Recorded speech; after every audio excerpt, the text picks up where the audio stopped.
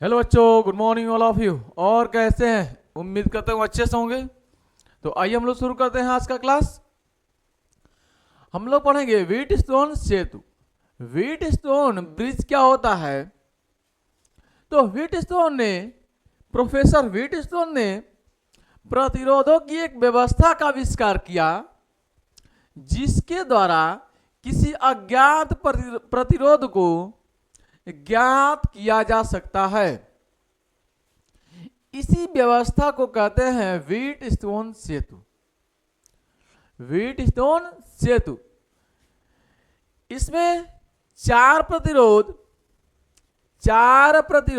R1, R2, R3, R4, चार प्रतिरोध R1, R2, R3 व R4 को जोड़कर एक चतुर्भुज ABCD बनाते हैं। इसमें चार प्रतिरोध R1, R2, R3, R4 को जोड़कर एक चतुर्भुज ABCD बनाते हैं। बिंदु A व C के बीच एक सेल व एक कुंजी के द्वारा जोड़ देते हैं। A और C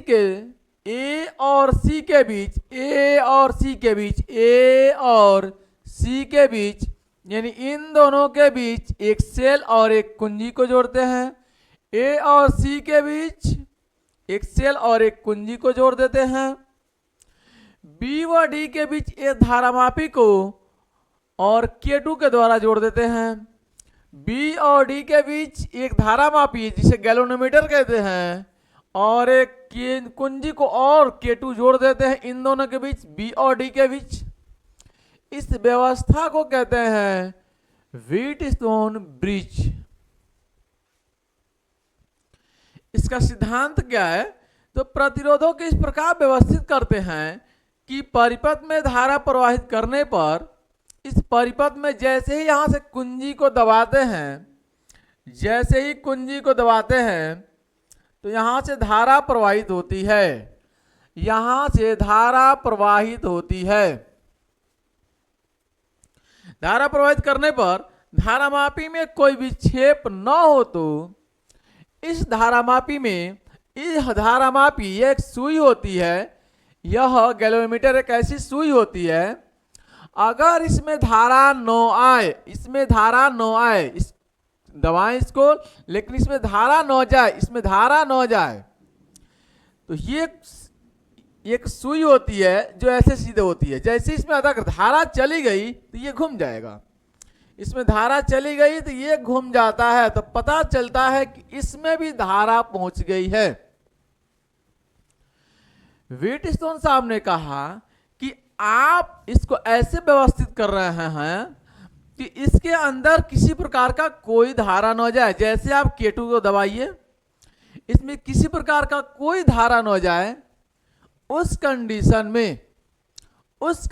में जिसे हम कहेंगे इसमें विक्षेप न हो। विक्षेप का मतलब ये जो गैल्वेनोमीटर की सुई होती है सीधे ऐसे ही होती है, ऐसे का वैसे रहे, घूमे ना।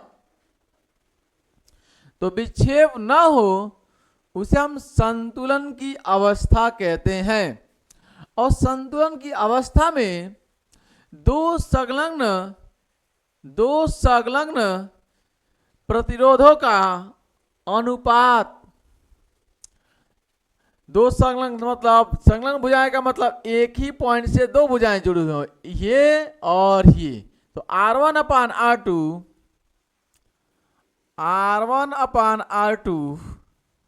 बराबर हो जाएगा R3/R4 के। बात समझ में आई?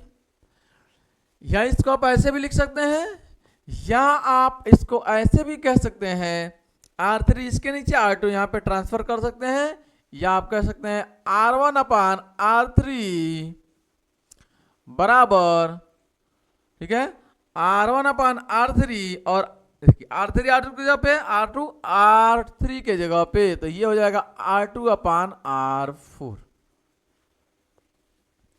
आप इसको ऐसे भी कर सकते हैं, यानी इन दोनों का अनुपात इन दोनों के अनुपात के बराबर हो, या इन दोनों का अनुपात इन दोनों के अनुपात के बराबर हो। यानी दो संलग्न भुजाओं का अनुपात, ये अगर संलग्न ये एक ही बिंदु पर जुड़े हो तो ये भुजा और ये भुजा संलग्न भुजा कहलाएगी। इन दोनों का अनुपात इन दोनों का अनुपात के बराबर, जैसा कि यहाँ पे, या संलग्न यहां से देखें तो यहां से दो भुजाएं जुड़ी हैं, यहां से दो भुजाएं जुड़ी हैं, ये भुजा और ये भुजा, तो इन दोनों का अनुपात इन दोनों का अनुपात के बराबर हो जाएगा, या तो ये। इसे हम प्रूफ करते हैं। प्रूफ किया जाए, यानी इसे प्रूफ करते हैं, इसका प्रमाण लिखते हैं हम। तो प्रमाण देखिए आप, प्रूफ देखिए आप, ध्यान से देखना आपको है। जैसे ही आप कुंजी को दबाएंगे इसमें से धारा निकल कर जाएगी, और जैसे ही यहां पे धारा पहुंचेगी तो यह धारा यहां पे दो हिस्सों में बढ़ जाएगी। इसे हम कह रहे हैं I1 और इसे हम कह रहे हैं I2। धारा बांटना है आपको, ठीक है। I1 धारा इधर जा रही है, I2 धारा इधर आ रही है। जैसे ही I1 धारा पहुंचेगी, I1 धारा जैसे ही आगे पहुंचेगी बिंदु B पर, तो यह वापस दो हिस्सों में बट जाएगी, वापस दो हिस्सों में बट जाएगी। एक धारा इधर आएगी, ये I1 जा रही है, यहां से दो हिस्सों में बटेगी। एक धारा इधर आएगी और दूसरी धारा इधर जाएगी। अगर मैं इसे I3 कह दूं तो इसे मैं कह सकता हूं I1 में से I3 घटा दिया जाए तो यहां पे जो धारा बचेगी वो निकल जाएगी वापस। आप I1 चल रहे थे लेकर, I1 यहां से फूटी, एक धारा इधर आ गई I3, तो I1 में से कुछ इधर निकल गया, जो बचा हुआ इधर जाएगा। तो I1 में से I3 निकाल दिया जाए तो जो बचा हुआ इधर जाएगा, तो ये हो जाएगा I1 माइनस I3। अब इसमें I1 माइनस I3 की धारा आ रही है, I1 माइनस I3 की धारा आ रही है, और I3 इसमें आ रही है। अगर मान लिया जाए जैसे हम कुंजी को दबा दिए, धारा इसमें भी चली गई, धारा इसमें भी आ गई, कुंजी को दबा दिया आपने तो धारा इसमें भी आ गई। तो मान लीजिए I3 धारा इसमें आ रही है और इधर से I2 आ रहा है, इधर से I2, इधर से I3, इधर से I3 धारा आ रही है और इधर से I2 आ रहा है, दोनों यहां मिलेंगे। और जब आगे बढ़ेंगे तो इसे हम कहेंगे I2 प्लस का I3 नामक धारा आगे बढ़ रही है। I2 प्लस I3 नाम की धारा अब आगे बढ़ रही है, ये I2 प्लस I3 नाम की धारा आगे बढ़ रही है, और इधर से I1 माइनस I3 आ रही है। अब इन दोनों को, ये दोनों आएंगी C पर, दोनों जुड़ जाएंगी। इधर से आ रहा है I1 minus I3, I1 minus I3, और इधर से जा रहा है I2 प्लस I3। अगर ये दोनों जाकर बिंदु C पर मिलेंगे तो ये दोनों कट जाएंगे, I1 प्लस I2 बच जाएगा, I1 प्लस I2 बच जाएगा। और यही I1 प्लस I2, I1 और I2 धारा किससे फूटी है? I से। I धारा आगे जाइए तो I1 प्लस I2, I1 इधर I2 इधर, तो ये दोनों जब मिलेंगे तो क्या बनाएंगे? I बनाएंगे। यानी I1 प्लस I2 दोनों जब मिलेंगे तो I बनाएंगे, तो यहां से I नामक धारा वापस निकलेगी। बात समझ में आ गई? I धारा वापस निकल जाएगी। कंफर्म? आइए प्रूफ करते हैं। मान लीजिए बंद पास ये है, बंद पास हम पहले इसको लेते हैं। Band pass A B D A, A B D A, band पास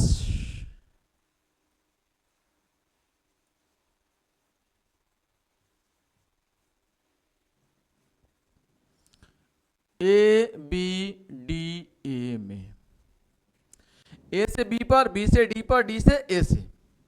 ठीक है, तो ए से जैसे ही हम चलेंगे बी के पास तो रास्ते में हमें एक प्रतिरोध मिलेगा R1, और इस R1 में धारा बह रही है I1। तो ये हो जाएगा धारा के दिशा में, धारा इधर ही चल रही है, हम भी इधर ही जा रहे हैं ए से बी की तरफ, तो धारा के दिशा में जाएंगे, धारा के दिशा में जाएंगे तो माइनस लिखते हैं। ये हो जाएगा माइनस का I1 इंटू R1। बी से हमें आना है डी पर, बी से आना है डी पर, रास्ते में कोई हमें प्रतिरोध नहीं मिला है, कोई दिक्कत नहीं है। डी से आना है वापस ए पर, डी से आना है ए पर, तो रास्ते में हमें एक प्रतिरोध मिला है R2 जिसमें I2 धारा बह रही है, और धारा इधर जा रही है और हम इसके विपरीत जा रहे हैं तो हम प्लस लिखेंगे, तो प्लस का I2 R2 बराबर का 0। I1 को उधर भेजिए, ये हो जाएगा I2 R2 बराबर में I1 R1। ठीक है, तो यहां से I1 को नीचे भेजिए, तो I2 अपान I1 बराबर हो जाएगा R1 अपान R2, किसके नीचे भेजिए R2। क्वेश्चन नंबर 1 वापस, बंद पास बी डी सी बी, बंद पास बी डी सी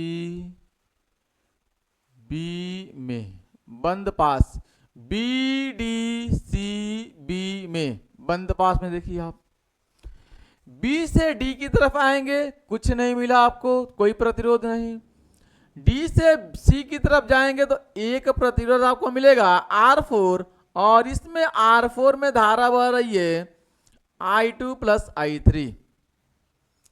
तो रास्ते में मिला है प्रतिरोध आपको, रास्ते में एक प्रतिरोध मिल रहा है I, रास्ते में प्रतिरोध मिला R4, और इसमें धारा चल रही है I2 प्लस I3। ठीक है, I2 प्लस I3। आप बताइए, धारा के दिशा में चल रहा है, धारा इधर ही बह रही है, आप भी इधर ही जा रहे हैं, तो माइनस। आगे देखिए, सी से बी की तरफ धारा के विपरीत दिशा में जा रहे हैं, धारा उधर से आ रही है, आप उधर विपरीत दिशा में जा रहे हैं, रास्ते में कौन सा प्रतिरोध है R3 है, इसमें धारा कौन सी बह रही है R3 में I1 माइनस I2। तो धारा के विपरीत दिशा में प्लस, और प्रतिरोध कौन सा है R3 है, धारा क्या है I1 माइनस का I3 बराबर का 0। ठीक है, विक्षेप की, ठीक है, यहां पर विक्षेप अगर न हो, विक्षेप न हो तो इसमें किसी प्रकार का कोई धारा R3 में नहीं जाएगी, R3 नामक धारा इसमें नहीं जाएगी। तो I3 विक्षेप न हो, विक्षेप न हो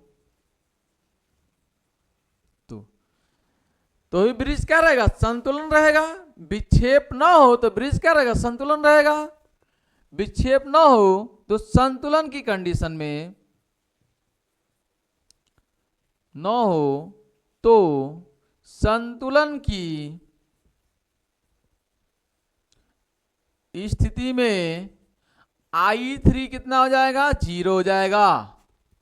I3 कितना हो जाएगा, 0 हो जाएगा विक्षेप न हो तो आप लिख सकते हैं अंदर उड़ा कर, यहां पे माइनस का R4 I2 प्लस का I3 0 हो जाएगा, प्लस का R3 और I1 माइनस का ये 0 हो जाएगा।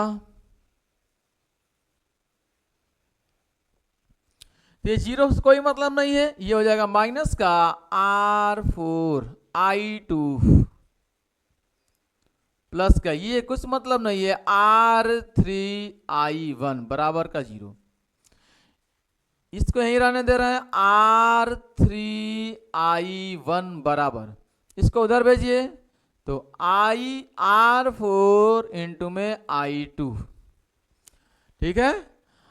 R2 यहां पे देखिए I2 अपन R1 I2 अपन I1 है, यहां पे भी I2 का के नीचे I1 को भेजिए आप, तो ये हो जाएगा I2 अपान में I1 और इधर R3 का अपान में R4। समीकरण 1 और 2 से आप ध्यान से देखेंगे, समीकरण 1 और 2 को आप ध्यान से देखेंगे तो I2 अपान I1 बराबर R1 अपान R2, यहाँ पे I2 अपान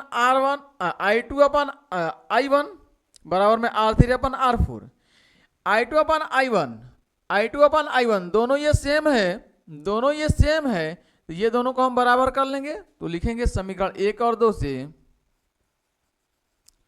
समीकरण 1 व 2 से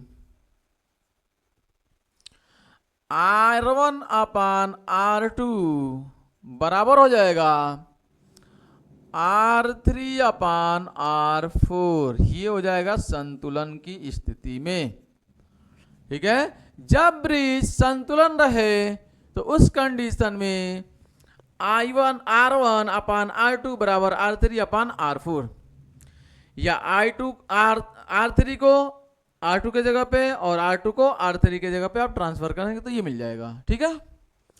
तो ये रहा पूरा का पूरा लेक्चर व्हीटस्टोन ब्रिज का, ठीक है। उम्मीद करता हूँ आपको पूरा बात समझ में आया होगा। Thanks for watching this video. जय हिंद, जय भारत।